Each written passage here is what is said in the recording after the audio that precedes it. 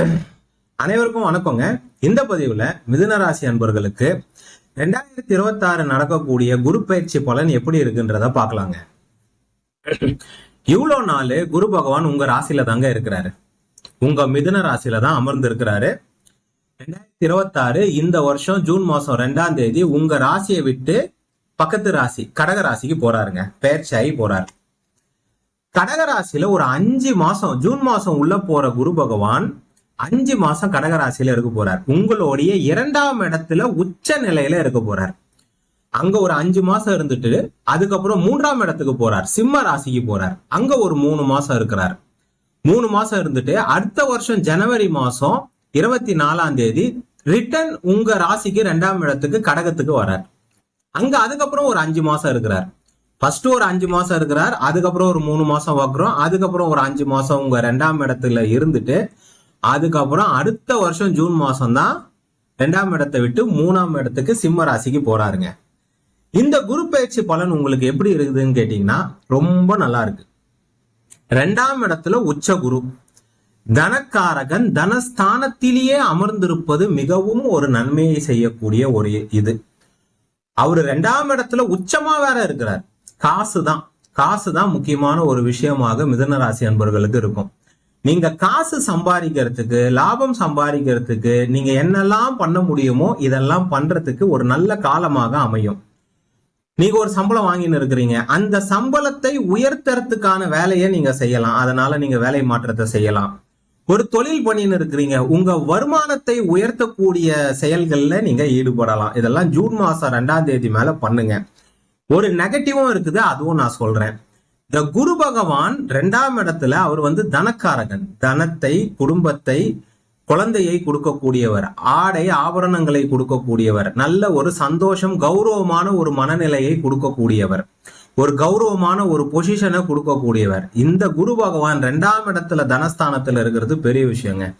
இந்த குரு பகவான் நிறைய காசு கொடுக்கக்கூடிய அமைப்பு. 2ஆம் இடத்துல அவர் வேற சும்மா இல்ல, உச்ச நிலையில இருக்கிறார். நீங்க வானத்திலேயே போய் பார்க்கலாம். ஜூன் மாசம் 2ஆம் தேதிக்கு அப்புறம் நல்ல பிரகாசமா ஒளி பொருந்திய அமைப்புல சூப்பரா தெரிவார். பெருசாவே தெரிவார். ஒரு கோலி இது சைஸ்ல தெரிவார். சூப்பரா இருப்பார். மஞ்சள் நிறத்துல அற்புதமா இருப்பார்.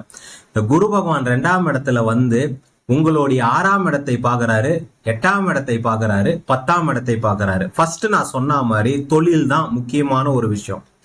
தொழிலை முக்கியமாக இந்த குரு பயிற்சி பலன் உங்களுக்கு நன்மையை செய்யும்னு ஏன் சொல்றோம்னா, 10ஆம் இடத்துல ஆல்ரெடி சனி பகவான் இருக்கிறார். சனி உங்களுக்கு யோகர், சனி உங்களுக்கு பாக்கியாதிபதி. கடந்த காலத்துல உங்களுக்கு 2020, 21, 22, 23 அஷ்டமத்து சனி இருந்தது. அந்த அஷ்டமத்து சனியை முடிச்சிட்டு 9ஆம் இடத்துக்கு போனார். 9ஆம் இடத்துல இருந்து இப்ப 10ஆம் இடத்துல உட்காந்துன்னு இருக்கிறார். இந்த 10ஆம் இடத்துல இருக்கக்கூடிய சனி மிகப்பெரிய தொழில் அமைப்பை கொடுப்பார், மிகப்பெரிய முன்னேற்றத்தை கொடுப்பார், வேலையில ப்ரொமோஷன் கொடுப்பார், இன்கிரிமெண்ட் கொடுப்பார், நல்ல வேலையை கொடுப்பார். இந்த சனி பகவான குரு வேற போய் பாக்குறார். குரு 10ஆம் இடத்தை பாக்குறதே நல்ல விஷயம். இல்ல அங்க சனியை வேற குரு பாக்குறது இன்னும் நல்ல விஷயம். ஒரு மாபெரும் சுபகிரகம், ராஜகிரகம் இன்னொரு ராஜ கிரகத்தை பாக்குறது ஒரு சூப்பரான அமைப்பு. ஒரு நல்ல பொருளாதாரம், நல்ல முன்னேற்றம், நல்ல வளர்ச்சி, இந்த மாதிரிலாம் சூப்பரான விஷயங்கள் உங்க வாழ்க்கையில நடக்க போகுதுங்க. காசு சம்பந்தமான விஷயம், ஏதாவது வீடு கட்டுறது, வாடகை விடுறது, உங்க வருமானத்தை பெருக்கக்கூடிய செயல்கள்ல நீங்க ஈடுபடலாம். உங்களுக்கு நல்ல இதை கொடுக்கும். இன்னொன்னு, ஜென்ம குரு ஆக்சுவலி குரு பகவான் மாரக பாதகாதிபதிங்க மிதுன ராசிக்கு. அவரு இவ்வளவு நாள் லக்னத்துல ராசியில உக்காந்துன்னு இருந்ததால நீங்க ஏதாவது எடாகுடமா பண்றதுக்கு வாய்ப்புகள் இருக்குது. இது நான் போன குரு பயிற்சி வீடியோல சொல்லியிருக்கேன். நீங்க ஏதாவது தவறாக முடிவு எடுப்பதற்கு வாய்ப்புகள் இருக்கு. கணவன் மனைவிக்குள்ள பிரச்சனைகள் வருவதற்கு வாய்ப்புகள் இருக்குது. ஏதாவது ஒரு விஷயத்த பண்ணி லாக் ஆவறதுக்கு வாய்ப்புகள் இருக்குதுன்னு நான் சொல்லியிருப்பேன். அதெல்லாம் இப்போ நிவர்த்தி ஆவறதே ஒரு பெரிய விஷயங்க. 6ஆம் இடத்தை குரு பகவான் பாக்குறாரு. நல்ல வேலை கிடைக்கும், நல்ல முன்னேற்றம் கிடைக்கும்.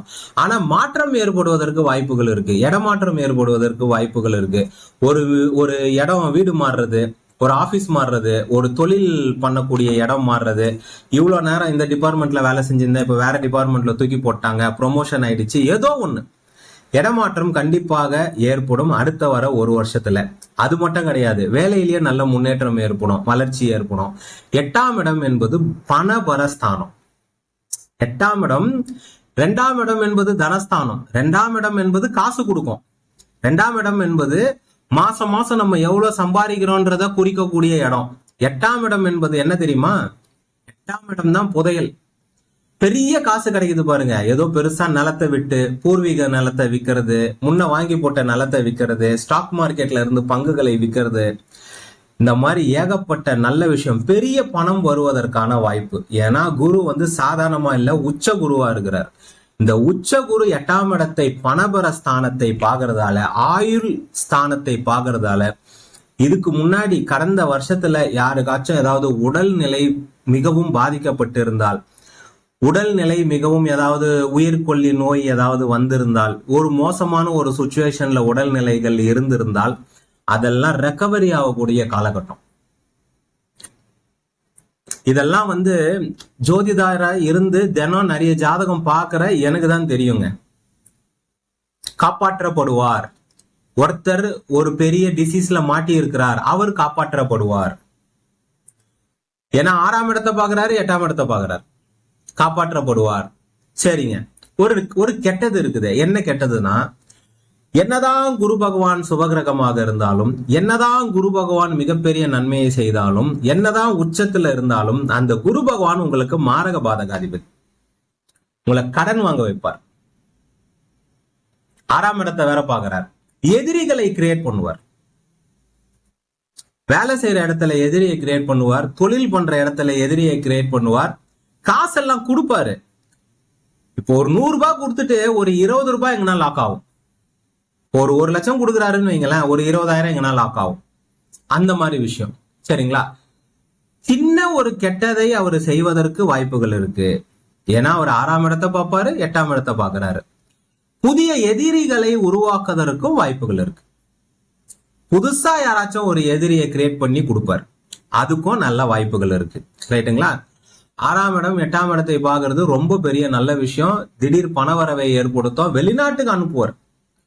குடும்பஸ்தானத்துல ரெண்டாம் இடத்துல குரு பகவான் இருக்கிறது சுப நிகழ்ச்சிகள், திருமணம் கை கூடுறது, நிச்சயதார்த்தம் கை கூடுறது, இந்த பிரெக்னன்ட் ஆவறது, இந்த மாதிரி நல்ல விஷயங்கள், ரொம்ப இனிப்பான செய்திகள் உங்களை வந்து அடையும். ரைட்டுங்களா? 2ஆம் இடத்துல ஒரு சுப கிரகமே, மங்களகரமான ஒரு கிரகமே அமர்ந்து இருப்பது ஒரு பெரிய விஷயம். ரைட்டுங்களா? 6ஆம் இடத்தை 8ஆம் இடத்தை பாக்குறதால சில பிரச்சனையும் மாட்டி விடுவதற்கு வாய்ப்புகள் இருக்குது.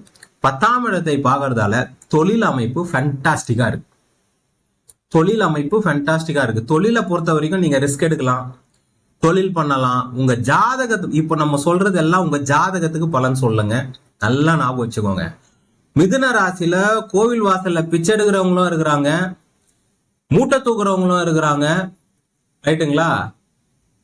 பெரிய பணக்காரங்களும் இருக்கிறாங்க, பெரிய அரசியல்வாதியும் இருக்கிறாங்க, பெரிய அம்பானி மாதிரி பெரிய பெரிய பணக்காரங்களுக்கு குழந்தையா பிறந்து ஜம்முன்னு வாழ்ந்துன்னு இருக்கிறவங்களும் இருக்கிறாங்க.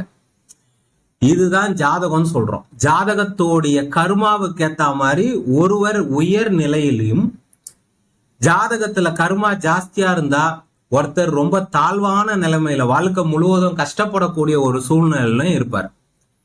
ரைட்டுங்களா? எல்லாருக்கும் கோச்சார பலன் அப்படியே பிரமாதமா வேலை செஞ்சிடாது. உங்க ஜாதகம் நல்லா இருக்குது, உங்க ஜாதகம் 50% நல்லா இருந்தாலே உங்களுக்கு கோச்சார பலன் வேலை செய்யும். உங்க ஜாதகம் 60% நல்லா இருக்கு, 70% நல்லா இருக்கு, 80% நல்லா இருக்கு, கோச்சார பலன் வாரி கொடுக்கும். ஜாதகம் நல்லா இல்லாம ஏகப்பட்ட கர்மாவை ஜாதகத்துல வச்சுக்கிட்டு தசாபுக்தியும் நல்லா இல்லைன்னா கோச்சார பலன் வேலை செய்யாது. நம்ம எவ்வளவுதான் நல்ல விஷயங்கள் சொல்றோம், ஒரு பயிற்சியோட நல்ல விஷயங்களை எடுத்து இவர் என்னெல்லாம் செய்வாருன்றத சொல்றோம். இதெல்லாம் நடக்கவும் செய்யுது. ஏன்னா சுத்தி இருக்கிற நம்ம எல்லாரையும் பாக்குறோம், கிளைண்ட்ஸை பாக்குறோம். இந்த நல்ல விஷயங்கள் நடக்காத நபர்களும் இருப்பாங்க. ஜாதகம் வலுவிலிருந்து இருக்கும், இல்லது வீட்டுல 7.5 சனி 2 பேருக்கு 3 பேருக்கு 7.5 சனி அஷ்டமத்து சனி போயின்னு இருக்கும். புரியுதுங்களா? உங்க அப்பாவுக்கு 7.5 சனி நடக்குதுன்னு வைங்க, உங்களுக்கு எப்படி நல்லது நடக்கும்? அவருக்கு நல்ல நேரம் இருந்தா தானே உங்களுக்கு நல்லது நடக்கும். புரியுதுங்களா? உங்க கணவருக்கு 7.5 சனி நடந்துன்னு இருக்கு, நீங்க மிதுன ராசி, உங்களுக்கு எப்படி நல்லது நடக்கும்? புரியுதுங்களா? வீட்டுல 7.5 சனி அஷ்டமத்து சனி இல்லாமல், உங்களுக்கு கெட்ட தசாபுக்தி இல்லாமல் இருந்தால், இப்போ சொன்ன எல்லா நல்ல விஷயம், வெளிநாட்டுக்கு போறது, டிரான்ஸ்பர் ஆகிறது, ப்ரொமோஷன் கிடைக்கிறது, இன்கிரிமெண்ட் கிடைக்கிறது, தொழில முன்னேற்றம் அடைவது, நல்ல பணம் சம்பாதிக்கிறது, இதெல்லாம் இந்த காலகட்டத்துல நடக்கும். குரு பகவான் உச்ச கிரகம் போய் 2ல உக்காந்து அந்த கோச்சார நிலைமைக்கு ஒருத்தருக்கு பணம் கிடைக்கலன்னா அப்புறம் வேற யாருக்கு தான் கிடைக்க போகுது? தனக்காரகன் தனஸ்தானத்துல அமர்ந்து, அதுவும் உச்ச நிலையில அமர்ந்து பணபர ஸ்தானத்தை பார்த்து, தொழில் ஸ்தானத்தை பார்த்து, 6ஆம் இடத்தை பார்த்து ஒருத்தருக்கு வேலை கிடைக்கலன்னா அப்ப வேற எந்த கோச்சார நிலைமைக்கு வேலை கிடைக்கும்? வேற எந்த கோச்சார நிலைமையில தொழில் முன்னேற்றம் அடையும்? சொல்லுங்க பார்ப்போம். ஜாதகம் நன்றாக இருந்து தசாபுக்தி நன்றாக இருந்தால் கண்டிப்பாக இப்போ சொன்ன எல்லா விஷயம் நல்லா இருக்கும். இன்னொன்னு, கல்வியிலையும் வெற்றி பெறுவது, எக்ஸாம்ல பாஸ் ஆகுறது, நிறைய கவர்மெண்ட் எக்ஸாமுக்கு எக்ஸாம் எழுதுவீங்க, இந்த நீட் இந்த மாதிரி வேற வேற படிப்புக்கு எக்ஸாம் எழுதுவீங்க, இந்த எக்ஸாம்ல பாஸ் ஆகுறதும் இருக்குது. ஏன்னா 2ஆம் இடம் கல்வியை கொடுக்கும், குடும்பத்தை கொடுக்கும். இவ்வளவு நாள் இந்த குடும்பங்கள் ஏதாவது பிரிந்திருந்தால், கணவன் மனைவி ஏதாவது பிரிந்திருந்தால், கடந்த காலத்துல இந்த குரு பகவான் ராசியில இருந்ததால கணவன் மனைவிக்கு சண்டை ஏற்பட்டிருக்கும். அந்த மாதிரி பிரிவு ஏற்பட்டிருந்தால், குடும்பங்கள் பிரிந்திருந்தால், கூட்டு குடும்பத்துல இருந்து தனியா நீங்க போயிருந்தீங்கன்னா, ஏதாவது பிரச்சனையா இருந்ததுன்னா, உங்க நண்பர்களோட பிரச்சனையா இருந்ததுன்னா, உங்க பங்காளி மாம மச்சம் கூட பிரச்சனையா இருந்ததுன்னா, அந்த பிரச்சனை எல்லாம் சுமூகமாக முடியக்கூடிய காலகட்டமா இருக்கும். ஏன்னா 2ஆம் இடம் வெறும் தனஸ்தானம் கிடையாது, குடும்பஸ்தானம், வாக்குஸ்தானம். அடுத்த ஒரு வருஷத்துக்கு எல்லார்கிட்ட நீங்க நல்லா பேசுவீங்க, இனிமையா பேசுவீங்க, எடுத்தெறிஞ்சு பேச மாட்டீங்க, அப்படியே நெருப்பு அள்ளி கொட்ட மாட்டீங்க, ரொம்ப இனிமையா தன்மையா பேசுவீங்க. நீங்களே செக் பண்ணி பாருங்க. எப்பவுமே ஒரு பயிற்சியில ஒரு வீடியோல ஒரு விஷயம் சொல்றோம்னா, கடந்த 12 வருஷத்துக்கு முன்னாடி உங்களுக்கு என்ன ஆச்சுன்னு போய் எடுத்து பாருங்க. ஆனா ஒரு விஷயம் நம்மளுக்கு நடக்கணும்னா அதுக்கு 25 வயசு ஆயிருக்கணும். ஒரு விஷயத்த, ஒரு கிரக நிலை, ஒரு கோச்சார நிலை நம்மளுக்கு வேலை செய்யுதுன்னா அதுக்கு ஒரு 25 வயசுக்கு மேலதான் அதெல்லாம் நம்மளால ஃபீல் பண்ண முடியும்.